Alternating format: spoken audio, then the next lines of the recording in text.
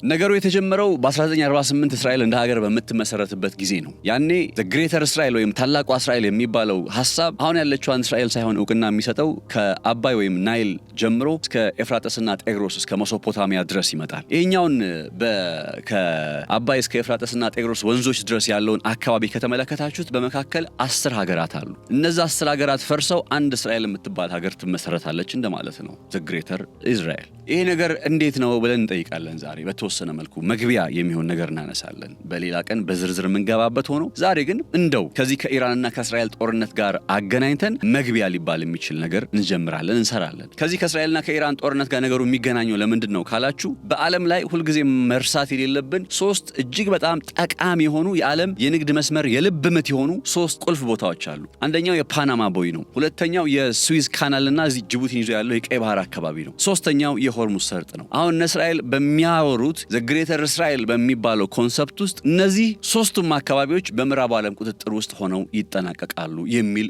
ግብ ነው። ኢንድ ጎሉ እሱ ነው። እንደምታውቁት ኤፍራጥስና ጤግሮስ የሚባለው አካባቢ ኢራንና ኢራቅ ያሉበት አካባቢ ድረስ ጋር የሚደረጋ ነው። የአረቢያን ባህር ድረስ የሚመጣ አረቢያን ባህር መውጫ ደግሞ ማን ነው? ሆርሙዝ ሰርጥ ነው። አለቀ። ስለዚህ ከፓናማ ቦይ በስዊዝ ካናል አድርጎ እስከ ሆርሙዝ ሰርጥ ድረስ ይሄ የነ አሜሪካና የነ እስራኤል የጋራ ታላቅ የሚሆኑበት ፕሮጀክት ሲሆን እስራኤል የምትባለውን ሀገር ደግሞ በተናጠል ከተመለከትናት ከስዊዝ ቦይ እስከ ሆርሙዝ ሰርጥ ድረስ ያለውን አካባቢ በቁጥጥሯ ውስጥ የማድረግ አይነት ሐሳብና ፍላጎት አላት። እየተከናወነ ያለው ጦርነትም የዚህ አንድ ማሳያ ነው። ሰላም ጤና ይስጥልን ክብራትና ክብራን የገበያ ፖድካስት ቤተሰቦች፣ ነጻነት ላቀው ነኝ በገበያ ፖድካስት። ቀደም ብዬ ነገርኳችሁን ርዕሰ ጉዳይ ዛሬ በተወሰነ ነካነካ እያደረግነው እንጀምርና በቀጣይ በጥልቀት እንገባበታለን። አሁናዊን ወቅታዊ ጉዳይም የተመለከቱ በተለይ ከኢራንና ከአሜሪካ ንግግር ጀምረናል የሚል አይነት ሐሳብ ጋር ተያይዞ በአሜሪካ በኩል የተነሱ ሐሳቦችና በኢራን በኩል የተሰጡ መልሶችንም እንዲሁ በተወሰነ ነካነካ እናረጋቸዋለን። አብራችሁ እንድትቆዩ በአክብሮት ጋብዛለሁኝ። መልካም ቆይታ ይሁንላችሁ። የምስራች ከቪላ ቨርዴ ሪል ስቴት በመሃል አዲስ አበባ እምብርት በሆነው መስቀል ፍላወር ጊዜውን የጠበቁ ውብ መንደሮች ላይ አፓርትመንት ቤቶችን በተመጣጣኝ ዋጋ አቀረብንለው። እጅግ ዘመናዊና ጥራታቸውን የጠበቁ የከተማውን የሞቀ እንቅስቃሴ ያማከሉ አፓርትመንት ቤቶችን 70/30 የባንክ ብድር ከአዋሽ ባንክ ጋር በመተባበር ያመቻቸን ሲሆን በ20 ዓመት አነስተኛ ወለድ ከፍለው የራሱ ማድረግ ይችላሉ። ባለ 1 መኝታ አፓርትመንት ከ99 ካሬ ጀምሮ፣ ባለ 2 መኝታ አፓርትመንት ከ125 እስከ 124 ካሬ ጀምሮ፣ ባለ 3 መኝታ አፓርትመንት ከ179 እስከ 180 ካሬ እንዲሁም ባለ 3 መኝታ አፓርትመንት ከ180 ካሬ ጀምሮ ያሉ ቤቶችን ከ891 ሺህ ብር ቅድመ ክፍያ ጀምሮ 100% ለሚከፍሉ 30% ቅናሽ አድርገናል። ቀድመው መርጠው የራሱ ያድርጉ። አሁኑን ይመዝገቡ። ለበለጠ መረጃ በ0965 38 0843 አሊያም በ0921 63 1894 ላይ ይደውሉ። ቪላ ቨርዴ ሪል ስቴት። በኢራንና ከእስራኤል ብሎም አሜሪካ ከገቡበት ጦርነት ጋር ተያይዞ መቼስ በየጊዜው የሚወጡ አዳዲስ ነገሮች በጣም በርካታ ናቸው። ነገር ግን አብዛኛዎቹ ያው አንድ የሆነ ቅርጽ አላቸው። ዶናልድ ትራምፕ ደጋግመው የማስፈራሪያ ቃላትን ይደረድራሉ። በዛው ተመሳሳይ ርቀት ደግሞ ኢራን ጠንከር ያለ ያጸፋ ምላሽ ትሰጣለች፣ ጠንከር ያለ መግለጫም ታወጣለች። በሁለቱም ወገን በኩል ከጽንፍ የረገጠው አቋም አሁንም ቢሆን ምንም የመለሳለስ አይነት አዝማሚያ እያሳየ አይደለም። ለምሳሌ ከትላንት ወዲያ በተደጋጋሚ ሲነገር የነበረው ጉዳይ እነ ዶናልድ ትራምፕ ለ5 ቀን ያክል በኢራን ላይ ልንፈጽም የነበረውን ጥቃት ገታ አድርገናል፣ ከኢራኖች ጋር እየተነጋገርን ነው፣ እንደዚህ አይነት ሐሳቦችን ሲያቀርቡ ሰምተናል። የመጀመሪያው ጉዳይ ጥያቄ ሆነው ኢራን ይህንን በመከናወን ላይ ነው የሚባል ድርድር ምክክርን በተመለከተ በይፋ አዎ ንግግር ጀምሬያለሁ ብላ አታውቅም። እንዲያውም በተደጋጋሚ በዚሁ የትራምፕ አስተያየት ላይ ሲሳለቁ ነው ያየነው። ግን አንድ የማይካደው ነገር አሜሪካ 15 ነጥቦችን ያጠቃለለ ጦርነቱን ለማቆም ያስችላል ያለችውን ሐሳብ በትላንትናው ዕለት በፓኪስታን አማካኝነት ለቴህራን እንዲደርስ አድርጋ ነበረ። ለሰዓታት ያክል ቴህራን በፓኪስታን በኩል መጥቷል በሚባለው 15 ነጥቦችን ባዘለው እቅድ ላይ አስተያየቷን ሳትሰጥ ቆየችና ዛሬ ረፋድ ላይ በቴህራን በኩል ደግሞ 5 ነጥቦች ተዘርዝረው ወጡ። ቴህራን ለአሜሪካ 15 ነጥቦችን ላጠቃለለው እቅድ 5 ነጥቦችን ያጠቃለለ ምላሽ ሰጠች።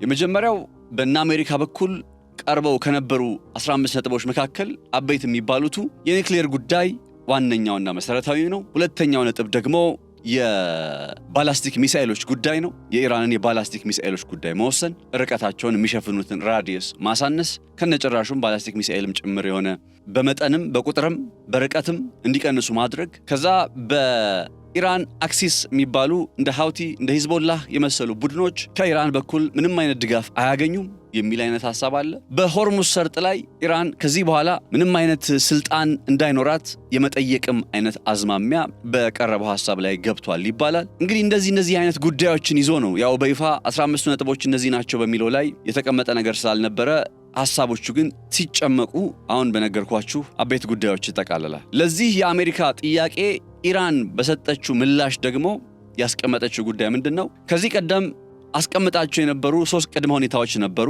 መጀመሪያው ማዕቀብ ሙሉ በሙሉ እንዲነሳ ማድረግ፣ ከዛ ለደረሰባት ጉዳት በጦርነቱ ለደረሰባት ጉዳት ካሳ መጠየቅ፣ እንዲሁም ደግሞ ዘለቄታዊ የሆነ ከዚህ በኋላ ጦርነት እንደማይፈጠር ዋስትና እንዲመጣ ጥያቄ አቅርባ ነበረ። እነዚህ ነጥቦች እንዳሉ ሆነው የተጨመሩት ሌሎች ጉዳዮች ምንድናቸው ከተባለ የኢራን አመራሮችን ያነጣጠሩ ጥቃቶች ከዚህ በኋላ እንደማይፈጸሙ ዋስትና ይሰጠኝ ወይም አይፈጸሙም የሚል ጉዳይ፣ ይህንንም ነጥብ ትፈልጋለች ኢራን።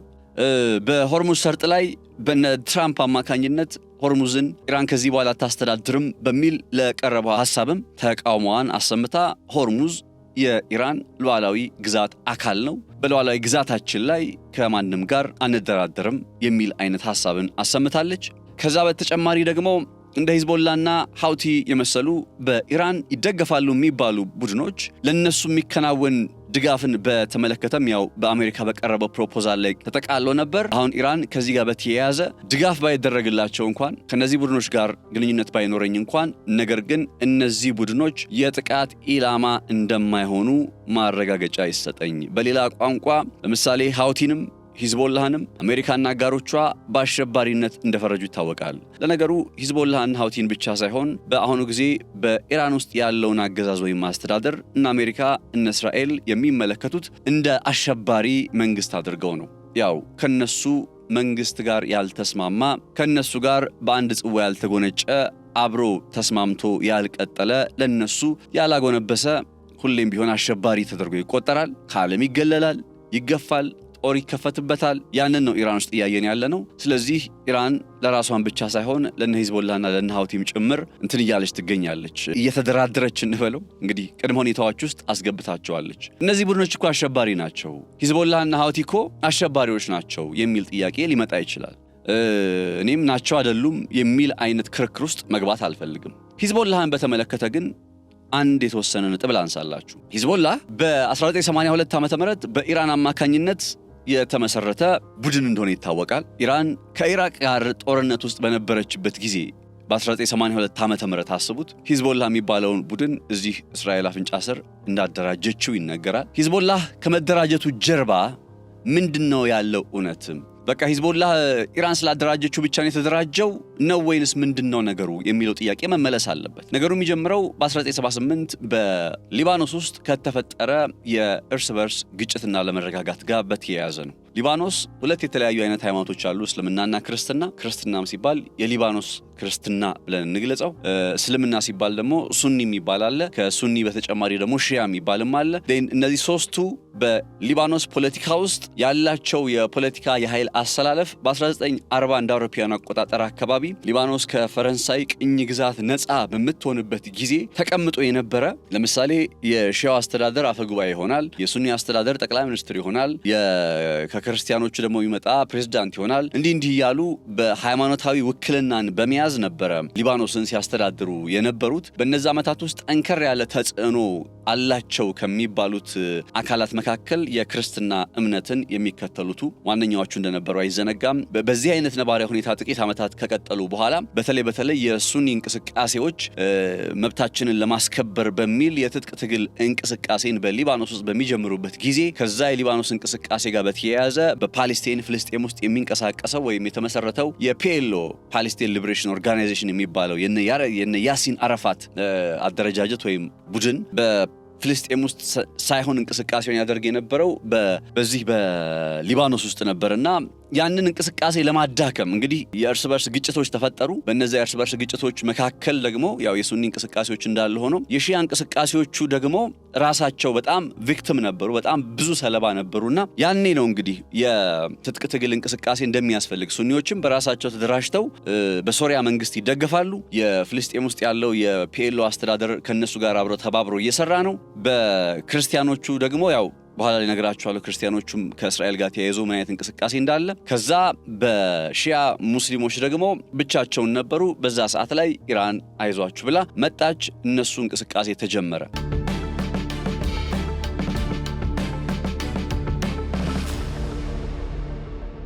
1978 ላይ ግን እስራኤል እነ ኢራን ሂዝቦላህን ከመመስረታቸው ከማስታጠቃቸው በፊት ማለት ነው 1978 እንደ አውሮፓውያኑ አቆጣጠር ላይ እስራኤል ወደ ሊባኖስ ገባች። ሊባኖስ ገብታ ክርስቲያኖቹን መደገፍ ጀመረች። ለምን ሲባል ሁለት ምክንያት አለ። አንደኛ በሶሪያ የሚደገፍ መንግስት፣ በሶሪያ የሚደገፍ ኃይል የሱኒዎቹ እንቅስቃሴ ማለት ነው ጠንካራ መሰረት እንዳይዝ በሚል፣ ሁለተኛ ነገር ደግሞ በፍልስጤም ውስጥ የሚንቀሳቀሰው የያሲር አረፋት ፒኤልኦ እየተባለ የሚጠራው አደረጃጀት በሊባኖስ ፖለቲካ ላይ ተጠቃሚ ለመሆን ሊባኖስ ውስጥ ያለው ነባራዊ ሁኔታ ተጠቃሚ ለመሆን ጥረት ማድረጉና ኃይሉን ለማጎልበት ኃይሉን ለማደራጀት እየሞከረ ነው የሚል ሐሳብን በመያዝ 78 ላይ እንደ አውሮፓውያን አቆጣጠር እስራኤል ዘላ ወደዛ እርስ በርስ ጦርነት ገባች። ያ እርስ በርስ ጦርነት በተለይ የእስራኤል የመግባት ጉዳይ ኢራን ከሺያዎች ጀርባ በ1982 እንድትቆም ያደረገ ምክንያት ነው ይባላል። ከዛ በኋላ ባሉት ዓመታት ውስጥ በትጥቅ ትግል እንቅስቃሴው ጥቂት ዓመታት ከቀጠሉ በኋላ በ1980ዎቹ መጨረሻ አካባቢ ላይ የነሱም እንግዲህ የእርስ በርስ ግጭታቸው ወደ መረጋጋት መጥቶ ሰላም እየወረደ ሲመጣ በሶሪያ መንግስት የሚደገፍ የሱኒዎች አደረጃጀት በኢራን መንግስት የሚደገፍ የሺያዎች አስተዳደር እንግዲህ ደቡባዊ ሊባኖስ አካባቢን በመያዝ እንቅስቃሴውን ቀጠለ ማለት ነው። ቀስ በቀስ ሂዝቦላህ ወደ ፖለቲካ ቅርጽ ውስጥ ተቀላቀለ። ወደ ፖለቲካ ቅርጽ ውስጥም ከገባ በኋላ ደቡባዊ ሊባኖስን ማስተዳደር ጀመረ። ያኔም ቢሆን መታወቅ ያለበት ጉዳይ ሂዝቦላህ የሚባለው ኃይል እንደ ነን ስቴት አክተር ነው። በይፋ የሊባኖስ አስተዳዳሪ አይደለም። ምንም እንኳን በህዝብ ተወካዮች ምክር ቤት ውስጥ ከቅርብ ዓመታት ወዲህ ውክልና እያገኘ በህዝብ እየተመረጠ በሊባኖስ ፖለቲካ ውስጥ ጣልቃ ከመግባት አልፎ ሊባኖስን በጋራ የማስተዳደር አይነት ሚና ቢኖረውም ነገር ግን ራሱን የቻለ ወታደራዊ ኃይል የመያዙ ጉዳይ፣ ራሱን የቻለ የታጠቀ እንቅስቃሴ ዛሬም ድረስ የመቀጠሉ ጉዳይ በጣም ለእስራኤል እንቅልፍ ነስቶ የቀጠለና የሊባኖስ መንግስት ሂዝቦላህን በቶሎ ትጥቅ ማስፈታት አለበት የሚል አይነት ጉዳይ ደጋግሞ እንዲነሳ ደጋግሞ እንዲመጣ በተለይ ከእስራኤል በኩል ማለት ነው ያደርግ የነበረ ምክንያት ነው። በተለይ ሂዝቦላህ ተያይዞ ሲነሳ መረሳት የሌለበት ነገር በ2006 እንደ አውሮፓውያኑ አቆጣጠር ከእስራኤል ጋር በነበረው ጦርነት ላይ በነገራችን ላይ እስራኤልን አሸንፏት ነበር። 2006 እንደ አውሮፓውያኑ አቆጣጠር ላይ ሂዝቦላህ እስራኤል ከሊባኖስ ጓዟን ጠራርጋ እንድትወጣ በማድረግ ረገድ የማይተካ ሚና እንደነበረው ሊዘነጋ አይገባም። በዛም ጊዜ እስራኤል ወደ ሊባኖስ ውስጥ የገባችው ለምንድነው? በደቡባዊ ሊባኖስ በኩል በፈር ዞን የሚሉትን አሁን ለሂዝቦላህ የሚንቀሳቀሱበት አካባቢ ማለት ነው ያንን ለመያዝ ነው ይባል ነበር። እርግጥ ነው የተማረከ ወታደሯን ለማስለቀቅ ስለመሆኑ የሚገልጹ መረጃዎች አሉ። ቤዚክ መሰረታዊ ምክንያቱ ግን በዚህም አለ በዛ እርግጥ ነው እስራኤል የአንድ እስራኤላዊ ወታደርን ከተገደለባት በኋላ ለዛ በሚል የጀመረችው የበቀል እርምጃ ነው ቢባልም ዋነኛው ጉዳይ ግን በተለይ የላታኒ ወንዝ እየተባለ ከሚጠራው በደቡባዊ ሊባኖስ አካባቢ ከሚገኘው ስፍራ ወይም ወንዝ ወደ ደቡብ ያለውን አካባቢ እንዳለ ሙሉ በሙሉ በቁጥጥሯ ውስጥ ለማድረግ እንደሆነ ያንንም ደግሞ እንደ በፈር ዞን ወይም ምንም አይነት የስጋት ቀጠና እንዳይኖርብኝ ለማድረግ ነው በሚል ምክንያት ያከናወነችው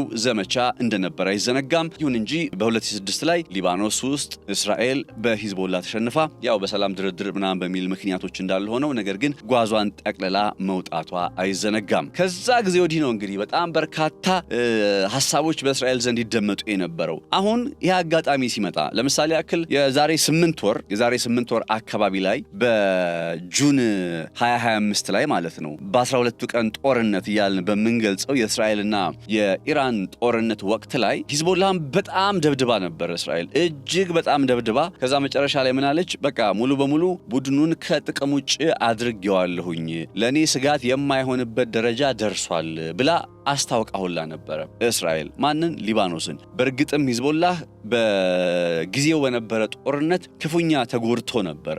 ያውም አሁን አፈር ልሶን የተነሳው ነው የሚባለው እና በእንደዚህ አይነት አስቸጋሪ ሁኔታ ውስጥ ከቀጠለ በኋላ ግን ድጋሜ አሁን ለእስራኤል ፈተና መሆኑን ደግሞ በግልጽ እያሳየ ነው። እስራኤል እንግዲህ በቃ ከጥቅም ውጭ አድርጌዋለሁ ለኔ ስጋት አይደለም የምትለው የሂዝቦላህ ቡድን አሁን ወደ እስራኤል ተከታታይ ሮኬቶችን ሚሳኤሎችን የሚተኩስ ቡድን ሆኖ ድጋሜ ራሱ ሲገለጥ እስራኤል ወደ ምን አይነት አቋም ውስጥ መጣች? አሁን ደግሞ በቃ ገብቼ ደቡባዊ ሊባኖስን እንዳልኳችሁ ከላታኒ ወንዝ ወዲህ ያለውን አካባቢ ሙሉ በሙሉ ከሊባኖስ ቁጥጥር ውጭ ማድረግ ኦኪፓይ ማድረግ ነው። ለምሳሌ በ1966 እንደ አውሮፓውያን አቆጣጠር ላይ ከሶሪያ የጎላን ኮረብታዎችን በጉልበት ይዘው ዛሬም ድረስ የግዛታቸው አካል አድርገው ቀጥለዋል። ኢቭን ባለፈው በሶሪያ ውስጥ የበሽር አልአሳድ መንግስት ወድቆ የአልጁላኒ አስተዳደር የሶሪያን መንበረ ስልጣን ሲረከብ ለደማስቆ 40 ኪሎ ሜትር ርቀት ድረስ ገብታ ያን አካባቢ ተቆጣጥራ ይዛ እንደነበረ አይዘነጋም። ዛሬም በዛ በያዘችው አካባቢ ላይ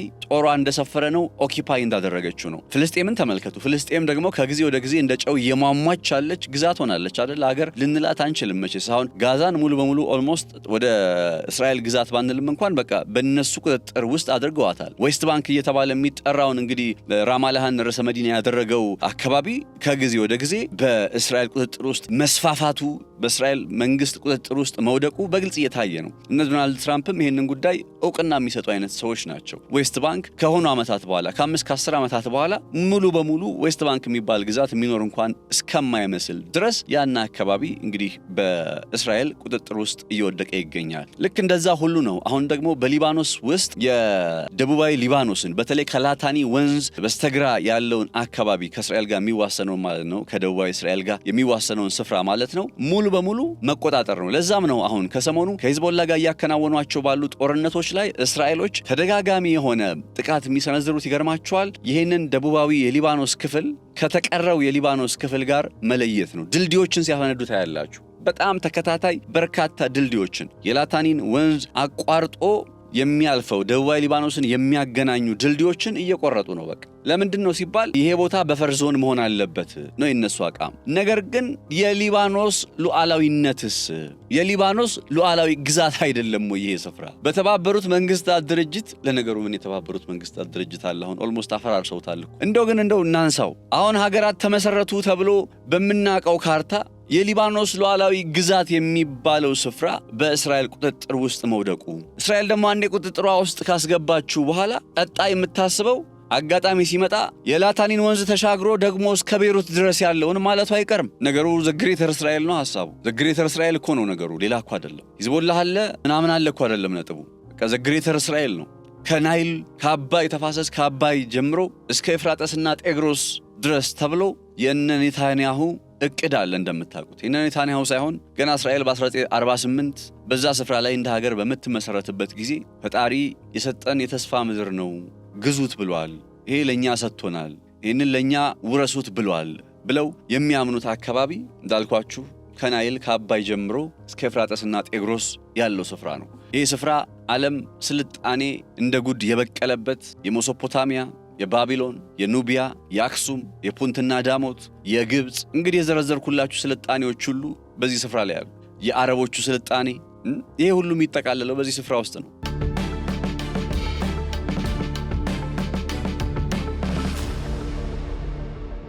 እንግዲህ እስራኤል ይህንን ከዚህ ቀደም የዓለም ስልጣኔ ያረፈባቸውን ቁልፍ የሆኑ ቦታዎች ከአባይ እስከ ኤፍራጥስና ጤግሮስ ያለውን በእጇ ለማስገባት ነው እቅዷ። እነ ኔታንያሁም ይሄ በአንድ ጊዜ ሊሳካ እንደማይችል እናውቃለን፣ ነገር ግን በትውልድ ቅብብሎሽ ይህንን እናሳካለን ብለው የሚያምኑ ሰው ናቸው። አሁን ላይ እሳቸው ያንን ኃላፊነት እየተወጡ ነው። በ1966 ላይ የነበሩ መሪዎች የተወጡት ኃላፊነት አለ።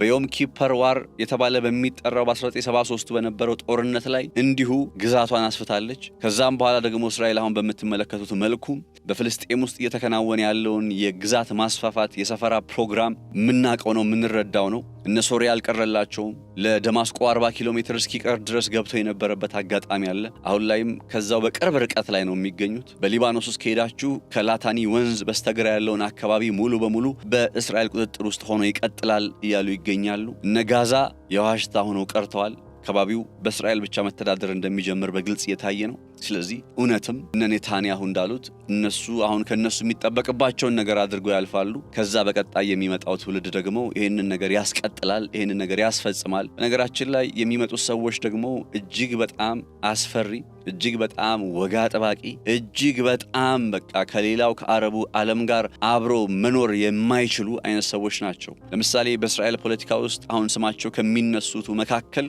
አንዱ የፋይናንስ ሚኒስትሩ ቤዜል ስሞትሪች ይባላል።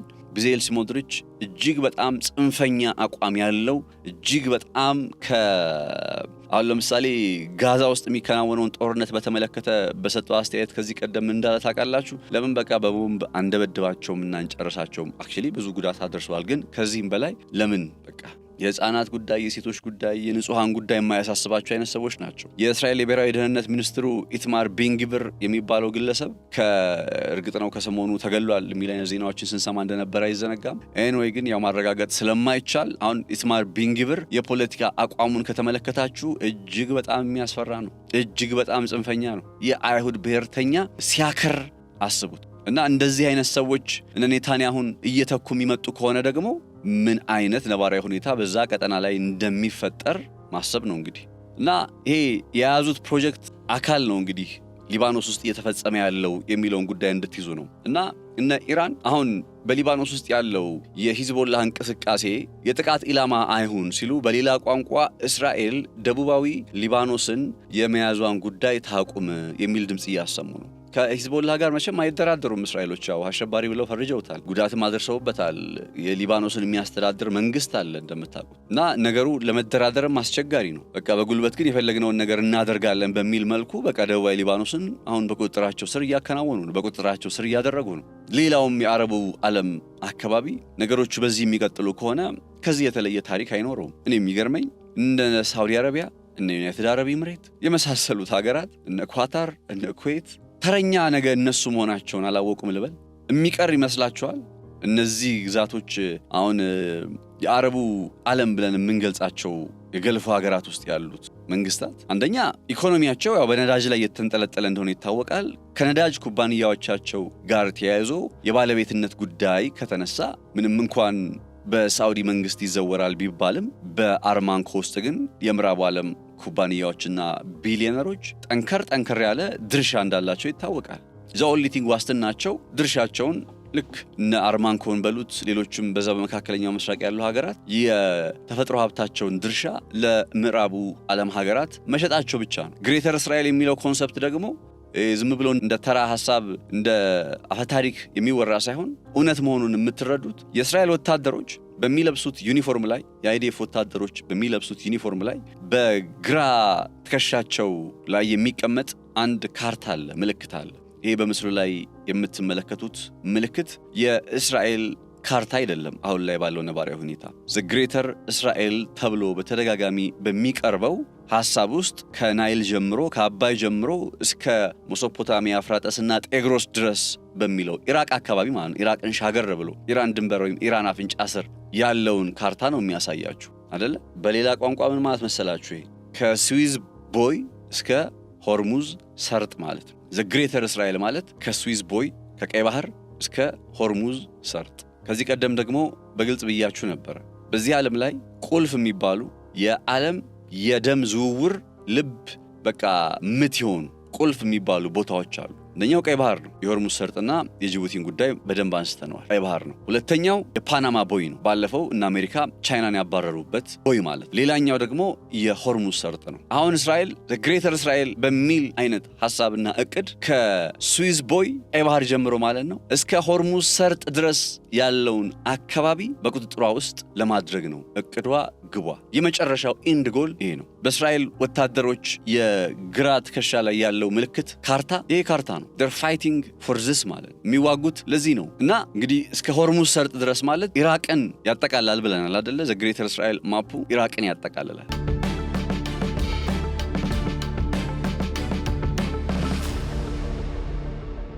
ኢራቅ አረቢያን ባህር በአረቢያን ባህር በኩል የምትዋሰን እና የአረቢያን ባህር እንደ መውጫ ሆኖ የሚያገለግላት ሀገር ነች። ልክ የአረቢያን ባህርን ካለፋችሁ ቀጣይ ማን ያለው? የሆርሙዝ ሰርጥ። ኢራቅ ውስጥ መጥተው ያንን ስፍራ ሴኩር አደረጉ ማለት ሆርሙዝ ሰርጥን በቁጥጥራቸው ስር አስገቡ ማለት። ምናልባት በዚህ ግሬተር እስራኤል በሚለው ሐሳብ ላይ በአጭር ጊዜ ውስጥ በካርታው ላይ እንዳለው ሁሉ የእስራኤል ግዛት ይህንን አይነት ቅርጽ ይይዛል ተብሎ መግለጽ አይቻልም። በወረቀት ላይ እንደዛ መግለጽ ባይቻል እንኳ በሐሳብ ደረጃ ግን ከእስራኤል ጋር ከነ አሜሪካ ጋር የተስማሙ አካላት ብቻ በዚህ ስፍራ ላይ እንዲኖሩ ይፈለጋል። ኢራን ውስጥ እየተከናወነ ያለው ነገርም የዚህ አንድ ማሳያ ነው። እነ ኢራቅ ኦልሬዲ በእነሱ ፍላጎት ውስጥ የወደቁ ሀገራት ናቸው። እስራኤል ጋር ለመገዳደር አቅሙም ጉልበቱም የላቸውም። እነ ሳውዲ አረቢያ የመሰለው ሀገራት ፍላጎቱ የላቸውም። ተስማምተው መቀጠል ነው የሚፈልጉት። ስለዚህ የሚቀር አሁን ልክ እስከ እንትን ድረስ መጥተዋል። እስከ አረቢያን ባህር ጫፍ ድረስ በነ ሳውዲ አረቢያ፣ በነ ኳታር፣ በነ ኩዌት፣ በነ ኢራቅ፣ በነ ዩኤኢ መጥተዋል። ዩናይትድ አረብ ኤሚሬት እንደምታውቁት ከእስራኤል ጋር ዲፕሎማሲያዊ ግንኙነትን ያደሰች ምናልባትም የአብርሃም አኮርድ ተብሎ በ2020 እንደ አውሮፓውያን አቆጣጠር ላይ የዶናልድ ትራምፕ ልጅ ባል ማን ኩሽነር ነው የሚባለው እሱ ባስፈጸመው የሰላም እቅድ ላይ የመጀመሪያዋ ተሳታፊ ሀገር ከእስራኤል ጋር እውቅና በመጀመር ረገድ የአብርሃም አኮርድ የመጀመሪያዋ ተሳታፊ ሀገር ዩናይትድ አረብ ኤሚሬትስ እንደሆነች ይታወቃል። ያን አካባቢ ላይ ማለት እስራኤል በሆነ መልኩ የሆነ ፍላጎት ቢኖራት የሆነ እንቅስቃሴ ላድርግ ብትል ልክ አሜሪካ የጦር ሰፈር እዛ ጋር እንዳስቀመጠችው እስራኤልም እዛ ጋር ላስቀምጥ ብትል የሚያሳስባት አይደለም። ኤኒዌይ በአረቢያን ባህር ቀኝ በኩል ያሉት ከኢራቅ ጀምሮ እነ ኳታር፣ እነ ኩዌት፣ ሳውዲ አረቢያ፣ እነ ዩናይትድ አረብ ኤሚሬት፣ እነ ኦማን፣ እነ ባህሬን በዚህኛው ሳይድ ላይ ያሉት ሀገራት እንዳለ ከአሜሪካና ከእስራኤል ጋር የመስራት ችግር የሌለባቸው ሀገራት ናቸው። በአንጻሩ ከአረቢያን ባህር በስተቀኝ ደግሞ ያሉት ኢራን ነች። በቃ ኢራን ደግሞ ያለችበት ነባራዊ ሁኔታ ይታወቃል። ከዛ ሆርሙዝ ሰርጥ ላይ ስትራቴጂካዊ ሆና ቆልፋ ይዛለች እና ይሄ የነ እስራኤል ዘ ግሬተር እስራኤል የሚል የነ ኔታንያሁ ሐሳብ ኢንድጎሉ ከናይል አንስቶ እስከ ኤፍራጥስና ጤግሮስ ነው ስንል ያንደን የሆርሙዝ ሰርጥ አካባቢም ታሳቢ ልታደርጉ ይገባል። ከስዊዝ ካናል ከስዊዝ ቦይ እስከ ሆርሙዝ ሰርጥ። ያ ማለት ምን ማለት ነው? በዓለማችን ላይ እጅግ ቁልፍ የሚባሉት ሶስቱ የዓለም የንግድ ዝውውር የልብ ትርታ የሆኑ አካባቢዎች በማን እጅ ወደቁ ማለት ነው? በእስራኤልና በአሜሪካ እጅ ወደቁ ማለት ነው። ይህንን ማከናወን ከቻሉ ይህንን ማድረግ ከቻሉ ማን ሊያስቆማቸው ይችላል? ለዚህ እኮ ነው ኢራንን በተመለከተ ስገልጽላችሁ እኔ ኢራን በቃ የመጨረሻዋ ነች እያልኩ የምገልጽላችሁ ለዚህ ነው። ከፓናማ ቦይ በእጃቸው ነው ያለው። የስዊዝ ቦይ በእጃቸው ነው ያለው። አሁን የሚቀረው ሆርሙዝ ሰርጥ ነው። ሆርሙዝ ሰርጥ ላይ ደግሞ ኢራን ባለቤት አትሆንም እያሉ ነው። ኢራን የሆርሙዝ ሰርጥ ባለቤት አትሆንም። ከዛ ኢራን ምን አለች? በዚህ የነ ትራምፕ አስተያየት ላይ በሰጠችው ምላሽ የሆርሙዝ ሰርጥ ሉዓላዊ ግዛቴ ነው፣ በዚህ ሉዓላዊ ግዛቴ ላይ ማንም ሊያዘኝ አይችልም የሚል አይነት አቋሟን አንጸባርቃለች። እነዛ 5 ነጥቦች ያሉት የኢራን መልስ አንዱ የሚያነሳው ጉዳይ ይህንን የሆርሙዝ ሰርጥን ጉዳይ ነው። ናው እነ ዶናልድ ትራምፕ በተደጋጋሚ ነግሬያቸዋለሁ፣ ድርድር ይበሉ ምክክር ይበሉ እንጂ ከማን ጋር ነው የሚደራደሩት ከማን ጋር ነው የሚመካከሩት የሚለው ጉዳይ ግልጽ አይደለም እና ይህን ድርድር የሚሉት ጉዳይ ጊዜ ሊገዙበት ካልሆነ በቀር የማይቀር ጦርነት አለ።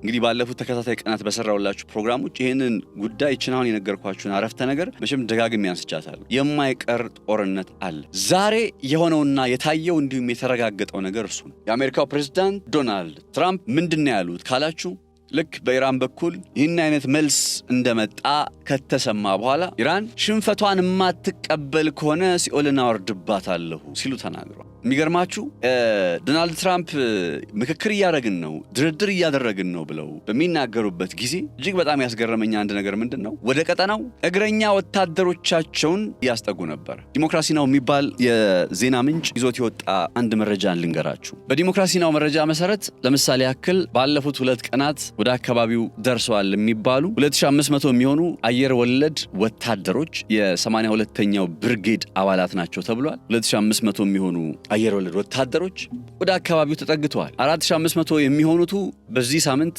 ይደርሳሉ ተብሎ ይጠበቃል። ሌላ ተጨማሪ 2500 የሚሆኑ ወታደሮች ደግሞ 3 የጦር መርከቦችን ይዘው በመጪዎቹ 2 ሳምንታት ወደ መካከለኛው ምስራቅ ጉዞ እንደሚጀምሩ ይጠበቃል። አሜሪካ በአንድ መልኩ ድርድር እያለች በሌላ ወገን ደግሞ በዚህ ደረጃ ወታደሮቿን የምታስጠጋው ለምንድን ነው ካላችሁ ቀድሜ የነገርኳችሁ ያ ጦርነቱ ገና አላለቀም፣ እንደው ፈጣሪ ረድቶን ተስፋም ካየን ጥሩ ነው፣ የሆነ ፋታ ተኩስ አቁም ካየን ጥሩ ነው ነው እንጂ ተኩስ አቁም ቢደረግ ራሱ ጦርነቱ ቆመ ማለት አይደለም። ጦርነቱ ገና ይቀጥላል። ጦርነቱ ገና ብዙ መልክ እናያለን። አሸናፊው መለየት አለበት የዚህ ጦርነት የሚለውን ጉዳይ ስናነሳ እንደነበረው ሁሉ አሁን ይህንን የማድረግ አካሄድ ላይ ናቸው። ይህን የሚያከናውኑት ለምንድን ነው ከተባለ ከርጂ የምትባል አንዲት ደሴት አለች ኢራን ውስጥ። እቺ ደሴት የኢራን 90% የሚሆን የድፍድፍ ነዳጅ ወደ ውጭ ገበያ ሲቀርብ ማረፊያ የሆነች አካባቢ ነች። 90% የኢራን ነዳጅ የከርጅ ደሴትን ሳይነካ ከርጅን ሳያርፍ ወደ ሌላ ሀገር አይተላለፍም እና ዶናልድ ትራምፕ ይህንን ደሴት የመቆጣጠር ሀሳብ አላቸው። ሶዛት ይህንን ደሴት ብቆጣጠርና ቢይዝባቸው በሆርሙዝ ሰርጥ ላይ እንደ መደራደሪያ አድርጌ ሆርሙዝ ሰርጥን ላስከፍት እችላለሁ ብለው ያስባሉ ዶናልድ ትራምፕ። አሁን እያስጠጓቸው ያሉ አየር ወለድ ወታደሮቻቸውም ምናልባት ምን አይነት ተልእኮ ሊፈጽሙ ይችላል ተብሎ ይታሰባል። እዛ አለ የሚባለው እንግዲህ ከርጅ የሚባለው ደሴት ላይ ድንገቴ በሆነ መልኩ አየር ወለዶቹ ከሄሊኮፕተር ላይ ወርደው ከርጅ ደሴትን በቁጥጥራቸው ውስጥ ሊያደርጉ ይችላሉ እና እንደዚህ አይነት ዝግጅቶች ነው እየተከናወነ የሚገኘው የሚሉ አይነት ሀሳቦች ይደመጣሉ። ያው ይህንን የሚያደርጉት ከሆነ ሁልጊዜ እንደምላችሁ በጣም ከባዱን የጦርነቱን መልክ ማየት የምንጀምረው ያኔ ነው። ቪየትናም ምንድን ነው? ያው ቪየትናም ውስጥ አሜሪካ እንዴት ተሸንፋ እንደወጣች ታውቃላችሁ አይደል? አሁን ኢራን ውስጥ ደግሞ እግረኛ ወታደሮቿን የምታስገባ ከሆነ ይላሉ በጣም በርካታ ተንታኞች በቃ የቪየትናምን የሚያስንቅ አይነት ሁኔታ እንመለከታለን እያሉ ሀሳባቸውን ይገልጻሉ። እንደዚህ አይነት ነባራዊ ሁኔታ የሚፈጠር ከሆነ በእርግጥም ከበድ ያለ ሁኔታ ሊመጣ ይችላል። አስባችሁታል? ትልቁ የዚህ ጦርነት ዓላማ ምን እየሆነ መጣ ማለት ነው? አንደኛ ነዳጅ የምንለው የሪሶርስ የምንለው ነገር የሪሶርሱ ግብይት፣ ሁለተኛ ሶስተኛ ደግሞ ሆርሙዝ ሰርጥን በእጃቸው ውስጥ ማስገባት። እነ ኔታንያሁ ከባድ እኮ ጉዳት የደረሰባቸው እንደሆነ በግልጽ እያየን ነው። ሚሳኤሎቻቸው የኢራኖች ሚሳኤል በተደጋጋሚ የእስራኤልን የጸረ አየር ላይ ጥቃት መከላከያ ቴክኖሎጂዎች አልፈው እየወደቁ ጉዳት እያደረሱ መሆኑን በግልጽ አይተናል። ኢቭን በትላንትና ዕለት እንኳን አልጀዚራ ላይ ተመልክታችሁ ከሆነ አንድ መረጃ የኢራን ሚሳኤል ኢቭን ትላንትና ነው የምላችሁ የእስራኤልን የኒውክሌር ማብለያ ጣቢያ ያነጣጠረ ጥቃት መፈጸሙ ተነግሯል። ለምን ካላችሁ በዛኛው ወገንም እና አሜሪካን በተመሳሳይ እናቆማለን የኃይል መሰረተ ልማትን ያነጣጠረ ጥቃት አንፈጽምም ካሉ በኋላ ቃላቸውን አጥፈው በኢራን የኃይል መሰረተ ልማቶች ላይ ጉዳት ማድረሳቸውን ቀጠሉ። ከዛ በኢራኖች ደግሞ ከዚህ ቀደም አሉ እዚህ ቀደም የነበረን አካሄድ አይ ፎር አን አይ ነው፣ እሾህን በሾህ እያለን የተረጎምነው ይሄ ቲት ፎር ታት የሚባለው ነገር ማለት ነው። ከዚህ ቀደም እሱን ነበር እየተከተልን የነበረው። ከዚህ በኋላ ግን አይ ፎር አን አይ ሳይሆን ሄድ ፎር አይ እያሉ ነው የሚገኙት። አይናችንን ስታጠፉ እኛ ደግሞ አንገታችሁን እንቆርጣለን፣ የምንወስደው ያጸፋ ምላሽ ይጨምራል ማለታቸው ነው።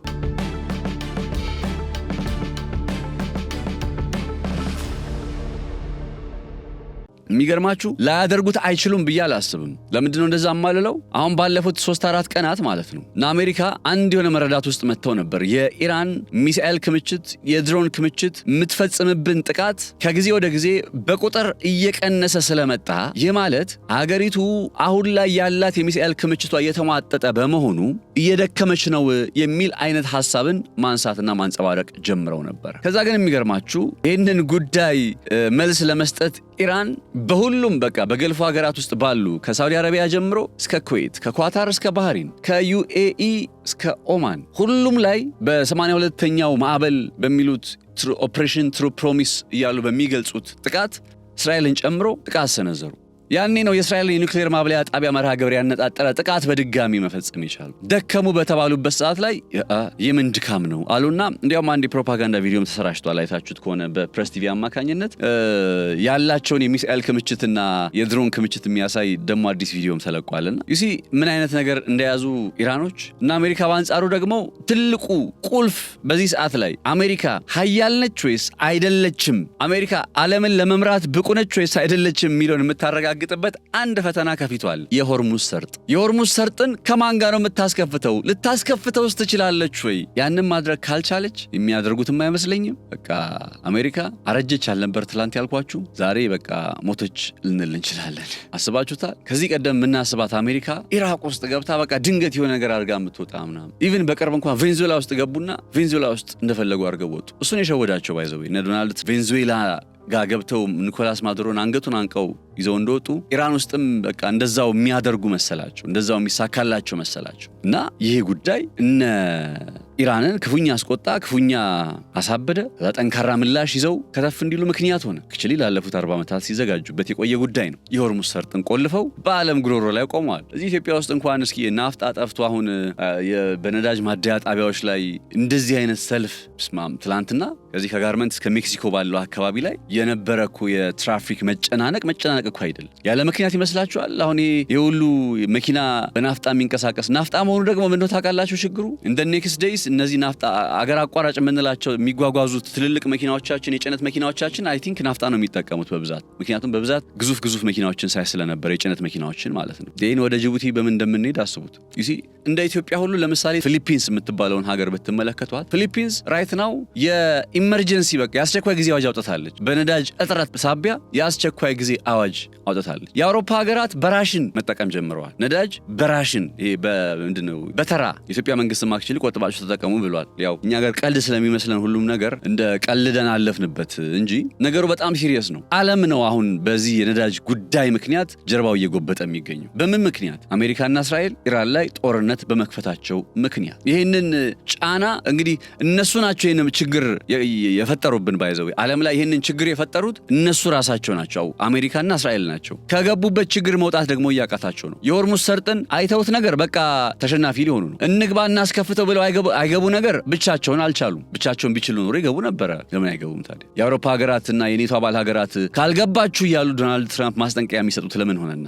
ስለዚህ የሆርሙዝ ሰርጥ ጉዳይ the next power dynamics defining moment ነው ብዬ የማምነው እኔ። የቀጣዩ ኃይል አሰላለፍ ዲፋይኒንግ የሆነ ሞመንት። በቃል በወረቀት ላይ ሆርሙዝን እንይዛለን ብለዋል። እንዳልኳችሁ ያው ሄዶ ዘ ግሬተር እስራኤልም ከስዊዝ እስከ ሆርሙዝ ነው የሚሉትን ኮንሰፕት ነግሬያችኋለሁኝ። ይህንን ነገር ካላደረጉ ውርደት ነው፣ ሀፍረት ነው። ስለዚህ በዛው እንግዲህ በዚህ ችግር ውስጥ በዚህ አረንቋ ውስጥ እነ ኢራን ለረጅም ጊዜ ጦርነት ተዘጋጅተዋል። በተመሳሳይ ችግር ውስጥና መከራ ውስጥ ዓለም ትቆያለች ማለት ነው። እድሜ ለአሜሪካና ለእስራኤል። የሰውን ሀገር ሉዓላዊነት ገብተው እንደፈለግን ካላደረግን፣ በሰው ሀገር ነዳጅ፣ በሰው ሀገር የተፈጥሮ ሀብት እንደፈለግን ካልሆንን የሚሉ የኢራን ነዳጅ በእስራኤል በኩል አቋርጦ ማለፍ አለበት የሚሉ እነ አሜሪካና እነ እስራኤል። ነገሩ በዚህ አይነት መልኩ እስከ መቼ ይቀጥላል የሚለውን ነገር ካያችሁ ደግሞ እንዲባጭሩ የሚፈታ እንዲባጭሩ የሚቆም አይመስልም። እውነቴን ነው የምላችሁ። እኔ አሁን አሜሪካ አልችል ብላ የኔቶ አባል ሀገራት ተጨምረው አሜሪካና እስራኤል አልችል ብለው ባይዘው እስራኤልንም መርሳት የለብንም። አሜሪካና እስራኤል አልችል ብለው የኔቶ አባል ሀገራትም ተጨምረው ከዛ በኋላ ኢራን ብትሸነፍና ሆርሙዝ ሰርጥን ብትለቅ ጀግና መሆናቸውን ጽናት ያላቸው መሆናቸውን ቅንጣት ታክል ጥያቄ ውስጥ አላስገባ። ዓለም ተነስቶ ነው ያሸነፋቸው። እስራኤልና አሜሪካ ሳይሆኑ በዛ አይነት ነባሪ ሁኔታ አሁን እነ ኔቶ ከገቡ 30 ምናምን ሀገር ነው ያለው 32 ሀገራት ዓለም ተነስቶባቸው ነው። ዓለም ከነሱ በተቃራኒ ቆሞ ነው። ኔቶ ከገባ ደግሞ አንድ ማረጋግጥላችሁ ነገር እነ ኔቶ የሚመጡ ከሆነ እነ ሳውዲ አረቢያም ዝም የሚሉ አይመስለኝም። ትላንት እንዲያውም የሳውዲ አረቢያው ንጉስ መሐመድ ቢን ሳልማን አንድ የሆነ መረጃ ሲሰራጭበት ነበር አይደለ? እኔ እነዚህ አይነት ጉዳዮችን ሰከን ማለቱ ይበጃል፣ ፕሮፓጋንዳ ሊሆኑ ይችላሉ የሚል አቋም አለኝ። እንደው እንደምን መያዝ እንዳለበት ባላቅም እኔ ወይት ነገሩን ትንሽ መጣራት አለበት ብዬ አቋሜ እንዳለ ሆኖ የተባለውን ነገር ግን ስነግራችሁ ሳውዲ አረቢያ ወደ ኢራን ጦርነት ልከፍት ነው የሚል ነገር ነው በነ ኔታንያሁ በኩል የወጣው። ሶ ኔታንያሁ በጣም ፕሮፓጋንዳ ያወራሉ። ኢቭን አሁን ባለፈው ኢራን ዲያጎ ጋርሻ የሚባለውን የአሜሪካ ጦር ሰፈር መታች ብሎ እኮ ስም ሲያጠፉ ነበር። የቱርክን ጉዳይ ነግሬያችኋለሁ። ቱርክ ላይ ጥቃት አልፈጸምኩም ብላለች ኢራን። አዘርባይጃን ተመሳሳይ ነው እና ኔታንያሁ አሁን የሳውዲ አረቢያንም ጉዳይ እንደዛ ያነሳሉ። ያም ማለት ግን ምናልባት የሰሜን አትላንቲክ ጦር ቃል ኪዳን ድርጅት ኔቶ የዶናልድ ትራምፕ ጥያቄን ተቀብሎ ቢኮዝ ነገሩ እየከረረ ከሄደ ነገሩ በቃ አቅመቢስነታቸው እየጨመረ እየከረረ ከሄደ ምንም አማራጭ አይኖራቸውም። ኔቶም ይገባል ከውርደት ከሀፍረት ለመታደግ። ኧረ እባካችሁ፣ ኧረ የምዕራቡ ዓለም ስልጣኔ የጋራ ስልጣኔ ነው። ኧረ እየተቀባበልን ያመጣን ይህንን ስልጣኔ ኧረ እናስቀጥለው መባባላችሁ አይቀርም። ዓለም ላይ ያለው ነገር ዝም ብላችሁ ስታስቡት በጣም አስቂኝ እየሆነ መጥቷል። ኢራን በእነ አሜሪካ ለቀረበው 15 ነጥቦችን ላጠቃለለ ቅድመ ሁኔታ ወይም ፕሮፖዛል ተሳልቃለች፣ ስቃለች። የእናንተን ፕሮፖዛል በ5 ለ3 አካፈለችውና በ5 ቅድመ ሁኔታዎች አጣፍታ መልሳላቸዋለች። ይህን ተከትሎ ዶናልድ ትራምፕ ሲኦል በኢራን ላይ ይወርዳል እያሉ ነው። እነ ኢራንም በምላሹ እኛ ጋር የወረደ ሲኦል እኛ ጋር ወርዶ ብቻ አይቆምም፣ ሁላችንም ላይ ይወርዳል እያሉ ይገኛሉ። ይሄ ጉዳይ ዓለምን በዚህ ሰዓት እጅግ በጣም አስፈሪና አስጊ ሊባል ወደሚችል አይነት ነባራዊ ሁኔታ ውስጥ አምጥቷታል። እነ ኔታንያሁ ታላቋ እስራኤል የመመስረት ግባቸው ከጊዜ ወደ ጊዜ እንግዲህ ግዛታቸውን እያሰፉ አሁን በሊባኖስ ውስጥ በሶሪያ ውስጥ እያለ መጥቶ ሆርሙዝን እስከመያዝ ሆርሙዝን በቁጥጥራቸው ውስጥ እስከ ማስገባት ያው በዶናልድ ትራምፕ አማካኝነት ነገሩ በግልጽ ስለተቀመጠ እዛ ድረስ መጥቷል። ከናይል ከአባይ እስከ ኤፍራጥስና ጤግሮስ ሜሶፖታሚያ ድረስ የሚለው ይሄ ሐሳብ ዓለምን እንዴት አድርጎ ሊወስዳት ይሆን? እንዴት አድርጎ ነው ለዓለም ሰላም ለዓለም መረጋጋት መፍትሄ ሊሆን የሚችለው? ታላቅነት፣ ስልጣኔ፣ ማወቅ ከኛ አሉ አሁን የምዕራብ ዓለም ሀገራት ያው እስራኤልን ጨምሮ እንዴት ነው ዘረኝነታቸውን ታውቃላችሁ መቼም ለጥቁር ያላቸውን እቂት ለሌሎች በቃ ከነሱ ዘር ውጪ ለሆነ ይሄ ካውካሲያን ከሚሉት ዘር ውጪ እንዴት እንደሚንቁ ታውቃላችሁ። በቃ እኛ ሰልጥነናል፣ እኛ አውቀናል። እንደዚህ አይነት የሞራል ኮላፕስ ውስጥ የሞራል ድቀት የሞራል መላሸቅ ውስጥ መሆናቸውን የምታውቁት ከናይል ጀምሮ ከአባይ እስከ ኤፍራጥስና ጤግሮስ ድረስ ባሉት አካባቢዎች በትንሹ 10 ሀገራት አሉ። ከ10 እስከ 15 ሀገራት አልቆጠርኳቸውም፣ ግን ቁጠሯቸው። ግብጽ፣ ሱዳን ብላችሁ ጀምሩ። የኢትዮጵያ ሙክ የተወሰነ ክፍል ሊገባ ይችላል። ማፑ ላይ እንዴት ነው አለ ቼክ አድርጉት እስኪ። ከዛ እነ የመን እነ ሳውዲ ብቻ ወደ 10 ሀገራት ይኖራሉ። 10 ሀገር ፈርሶ አንድ ሀገር ይመሰረት። 10 ሀገር ፈርሶ ታላቋ እስራኤል ሐሳቡ እንደዛ ነው። በቃ ያ ባይሆን ኖሮ ይህንን ካርታ የእስራኤል ወታደሮች በዚህ በእንትናቸው ላይ በግራ ትከሻቸው ላይ ያስቀምጠው ባልዞሩ ነበረ። እንደ ሎጎ እንደ ሰንደቅ ዓላማ አድርገው ያስቀመጡት እኮ የኢትዮጵያ ብሔራዊ መከላከያ ትከሻቸው ላይ ምንድን ነው ያለው? የኢትዮጵያ ካርታና ኢትዮጵያ we fight for this ነው። ለዚህ እንዋጋለን፣ ደማችንን የምንሰጠው ለዚህ ነው።